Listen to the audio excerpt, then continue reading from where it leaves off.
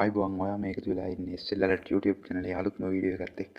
ඉතින් අද වීඩියෝ එකෙන් මම ඔයාලට කියන්න යන්නේ කර්මාන්ත සහ ව්‍යවසායකත්ව සංවර්ධන අමාත්‍යාංශය යට තියෙන ශ්‍රී ලංකා පේශකර්ම සහ ඇඟලුම් ආයතනයට මෙන්න මේ දිනවල කළමනාකරන සහකාර කියන තනතුරට අදාළව බඳවා ගැනීම සිදු කිරීමට අයදුම්පත් කැඳවනවා. අන්න ඒකට අදාළ විස්තරය තමයි ඔයාලට අරන් ඇවිල්ලා තියෙන්නේ. වීඩියෝ එකට යන්න කලින් මම ඔයාලට මතක් කරනවා රැකියාව පිළිබඳ තොරතුරු ඉතා ඉක්මනින් ලබා ගැනීමට SLLට YouTube channel එක subscribe කරලා bell icon එක click කරලා තියාගන්න කියලා. එහෙනම් යමු වීඩියෝ එකට. එතකොට මේ නිවේදනයේ හැටියට කළමනාකරන සහකාර තුන්වෙනි ශ්‍රේණිය සඳහා තමයි ඔබ බඳවා ගැනීම සිදු කරන්නේ. මේකේ පුරප්පාඩු 4ක් තියෙනවා කියලා සඳහන් කරලා තියෙනවා. එතකොට ඒකට අවශ්‍ය වෙන අධ්‍යාපන සුසුකම් ටික මෙන්න මෙහෙම සඳහන් කරලා තියෙනවා. ඔයා බාහිර අපේක්ෂකයෙක් නම් සිංහල හෝ දෙමළ ඉංග්‍රීසි භාෂාව ගණිතය ඇතුළු විෂයන් 4කට සම්මාන සාමාර්ථ සහිතව එකවර විෂයන් 6කින් අපොස සාමාන්‍ය පෙළ විභාගයේ සමත්ව දිවීම. එතකොට සාමාන්‍ය පෙළ විභාගයට ඔයාට 6යි 4ක් තියෙන්න ඕනේ. මේ 4 ඇතුළට ඒ කියන්නේ සම්මාන 4ක් තියෙන්න ඕනේ. විෂයන් 6ක් සමත් වෙලා තියෙන්න ඕනේ. මේ සම්මාන 4 ඇතුළට සිංහල ඉංග්‍රීසි ගණිතය කියන විෂයන් තුන අනිවාර්යෙන් තියෙන්න ඕනේ කියලා සඳහන් කරලා තියෙනවා. ඊට පස්සේ කියනවා ඒ වගේම උසස් පෙළ විභාගයේදී විෂයන් තුනක් සාමාන්‍ය පොදු පරීක්ෂණය හැර සමත්ව තිබීම. එතකොට උසස් පෙළ විභාගයේදී ඔයාගේ ප්‍රධාන විෂයන් තුනක් ඔයා සමත් වෙලා තියෙන්න ඕනේ. ඒකට සාමාන්‍ය පොදු පරීක්ෂණය කියන විෂය ගන්නෙ නැහැ කියලා කියනවා. සාමාන්‍ය පොදු පරීක්ෂණයෙන් නැතුව වෙනත් විෂයන් තුනක් ඔයා උසස් පෙළේදී සමත් වෙලා තියෙන්න ඕනේ කියලා කියනවා. අන්න ඒ සුසුකම් දෙක තියෙනවා නම් ඔයාලට මෙන්න මේ කළමනාකරන සහකාර කියන තනතුරට අයදුම් කිරීමේ හැකියාව තියෙනවා. ඊට පස්සේ කියනවා අභ්‍යන්තර අපේක්ෂකයන්. ඒ කියන්නේ දැනට රාජ්‍ය සේවය, පළාත් රාජ්‍ය සේවය, ව්‍යවස්ථාපිත මණ්ඩලයක රාජ්‍ය සංස්ථාවකගේ ආයතනයක සේවය කරන කෙනෙක් නම් එයාලට මෙන්න මේ සුසුකම් ටික තියෙන්න ඕනි කියලා කියනවා. එතකොට ඒකෙදි කියනවා ප්‍රාථමික මට්ටමේ නිපුණතා සහ ප්‍රාථමික මට්ටමේ නුපුහුණු කාණ්ඩවල සේවකයින් පහස සඳහන් සුසුකම් සහිතව අයදුම් කිරීමට සුසුකම් ලබයි කියලා කියනවා. ඒකෙදි අධ්‍යාපන සුසුකම් විදියට කියනවා එයාලගේ සිංහල හෝ දෙමළ ඉංග්‍රීසි ගණිතය ඇතුළු විෂයන් 4කට සම්මාන සාමාර්ථ සහිතව විෂයන් 6කින් අපොස සාමාන්‍ය පෙළ විභාගයේ සමත් වීම. ඒ කියන්නේ අර කලින් බාහිර අපේක්ෂකයන්ට කිව්වා වගේම සාමාන්‍ය පෙළ අභ්‍යන්තර අපේක්ෂකයන්ගෙත් 6යි 4ක් තියෙන්න ඕනේ කියලා කියනවා. ඒ කියන්නේ විෂයන් 6ක් සමත් වෙලා තියෙන්න ඕනේ. ඒ 6 ඇතුළට සම්මාන 4ක් තියෙන්න ඕනේ.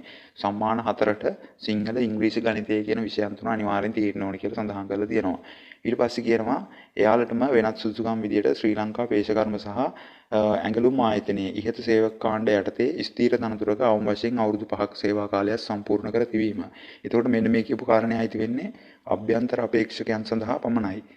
ඔයාලට ඒ කියන්නේ ඔයා බාහිර අපේක්ෂකයෙක් නම් ඒක මේ කිව්ව කාරණේ එක්ස්පීරියන්ස් එක බලන්නේ නැහැ. බාහිර අපේක්ෂකයෙක් නම් බලන්නේ සාමාන්‍ය පෙළ සහ උසස් පෙළ කියන සුසුකම් පමණයි.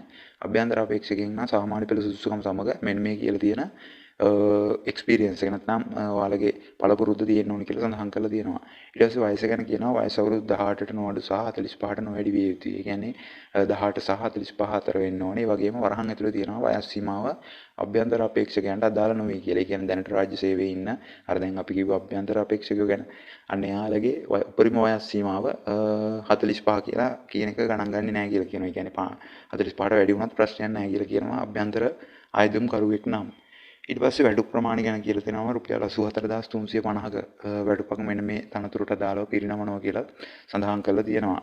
ඊට පස්සේ කියනවා අදාළ අමතර අධ්‍යාපන සුසුකම් හා පළපුරුද්ද අපට වාසියක් ලබා දෙයි. එතකොට මෙන්න මේ තනතුරට අදාළව වෙනත් අධ්‍යාපන සුසුකම් තියෙනවා නම් ඒ කියන්නේ මේක සඳහන් කරලා නැති ඔයා ඊට වඩා උසස් අධ්‍යාපන සුසුකම් ලැබලා තියෙනවා නම් ඒ වගේම වෙනත් මේ හා සම්බන්ධ මෙන්න මේ තනතුර හා සම්බන්ධ වෙනත් ආයතනවල සේවය කළා ඔයාලට පළපුරුද්ද තියෙනවා නම් ඔයාලට විශේෂ වටිනාකමක් විශේෂ වාසියක් අත් වෙනවා කියලා සඳහන් කරලා තියෙනවා. එතකොට මෙන්න මේ තනතුරට අයදුම් කරන්න ඕන ක්‍රමවේදය මෙන්න මෙහෙම සඳහන් කරලා තියෙනවා.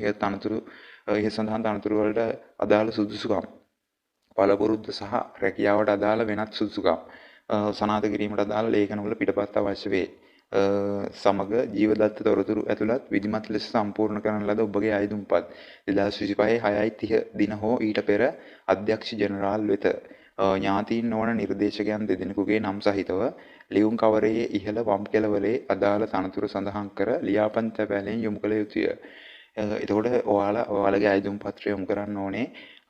ඔයාගේ අයදුම් පත්‍රය ඔයාම සකස් කරන්න කියලා තියෙනවා. එතකොට ඔයාගේ අදාළ තොරතුරු පෞද්ගලික තොරතුරු අධ්‍යාපන සුදුසුකම් වගේ දේවල් ඇතුළත් කරලා ඔයාම ඔයාගේ අයදුම් පත්‍රය සකස් කරන්න කියලා තියෙනවා. ඒ වගේම අයදුම් පත්‍රයේ අවසානයේට ඔයා පිළිබඳව විස්තර ගන්න පුළුවන් නිර්දේශකයන් දෙදෙනෙක්ගේ තොරතුරු ඇතුළත් කරන්න කියලා කියනවා. එතකොට ඔයා පිළිබඳව විස්තර දන්න ඥාතීන් ඕන දෙන්නෙක් වෙන්නත් ඕන කියලා සඳහන් කරලා තියෙනවා.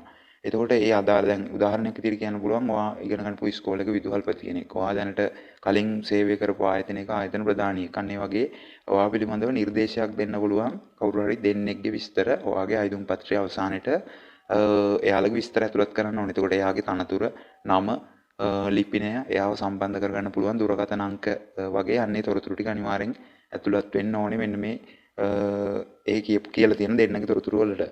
ඊට පස්සේ කියනවා ඔයාගේ ලියුම් කවරේ ඊට පස්සේ ඔයාගේ ආයුධම් පත්‍රයේ සමග එවන්න කියලා තියෙනවා මෙන්න මේ තනතුරට අදාළව අවශ්‍ය කරන අධ්‍යාපන සහතිකවල පිටපත්. ඒ කියන්නේ දැන් මේකේ නම් ඉල්ලලා තියෙන සාමාන්‍ය පෙළ 6යි 4ක් තියෙන්න ඕනේ. උසස් පෙළ විෂයන් 3ක් සමත් වෙලා තියෙන්න ඕනේ කියන සුදුසුකමනේ.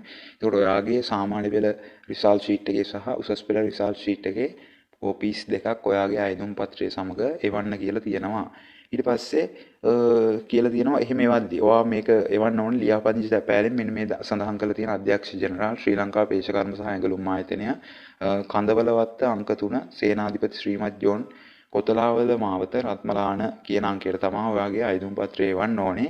එතකොට එහෙම එවද්දී ලියුම් කවරේ ඔයාගේ ආයුධම් පත්‍රය සහ ඔයාගේ අධ්‍යාපන සහතිකවල කොපීස් දාලා එවන ලියුම් කවරේ වම් පැත්තේ උඩ තමයි ආයුධම් කරන තනතුර මොකක්ද කියලා සඳහන් කරන්න කියලා තියෙනවා. එතකොට මේකේ නම් කළමනාකරණ සහකාර තනතුර සඳහා කියලා ඔයාගේ ලියුම් කවරේ වම් පැත්තේ උඩ සඳහන් කරලා එවන්න කියලා තියෙනවා.